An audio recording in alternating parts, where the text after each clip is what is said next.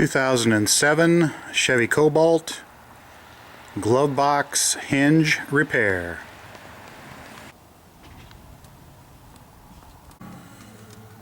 What started as a simple little change of the cabin air filter in behind this glove box of a 2007 Chevy Cobalt kind of turned into a disaster. I was putting her all back together and trying to work this thing in back over there. The dang thing slipped out of my hand and flopped down, and when it did, it snapped off the little plastic pin. So there's supposed to be one of those over on the other side, and it snapped that off. I tried various kinds of glue to put that thing back on there, but there's enough torque when you try and wiggle this thing back in there that I broke it every time and eventually snapped it in half.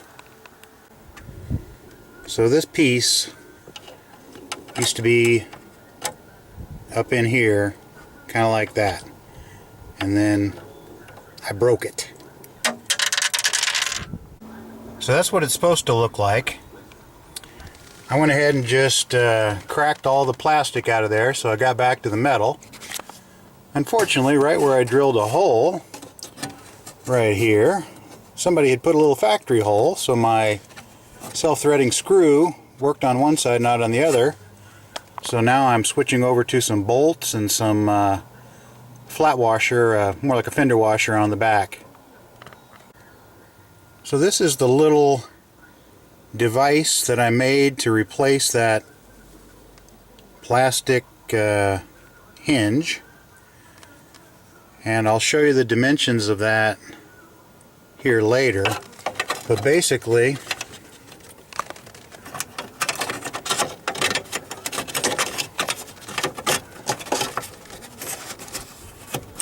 this goes right up in there like that and replaces it.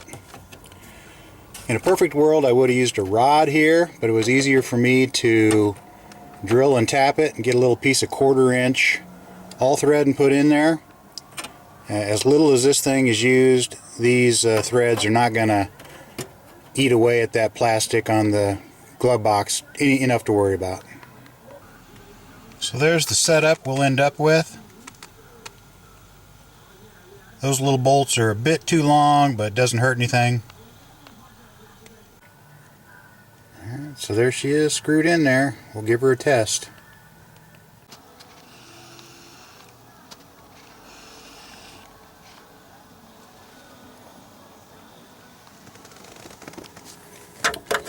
Okay, works. So then that just has to over center here, and you don't want to just let it fall out of your hand and flop down, or you might bust your little plastic rod there.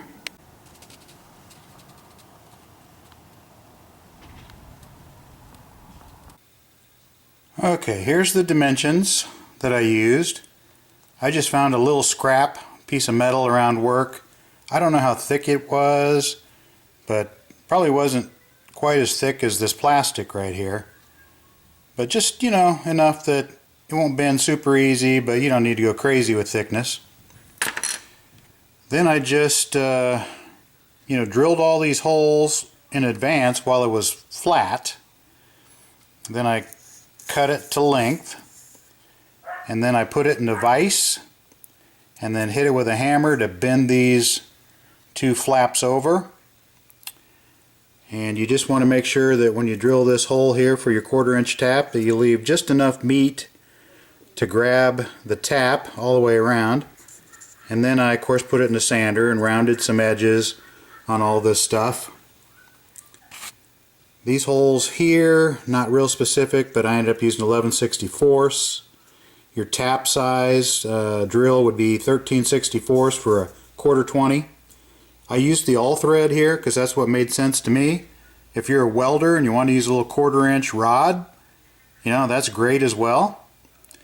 And then once it was all bent, I just kind of rounded some things off. Like I say, took the edge off, that corner off of there, kind of took this big corner off up on top there, just deburred it and dechamfered it, and then it'll just pop right in there.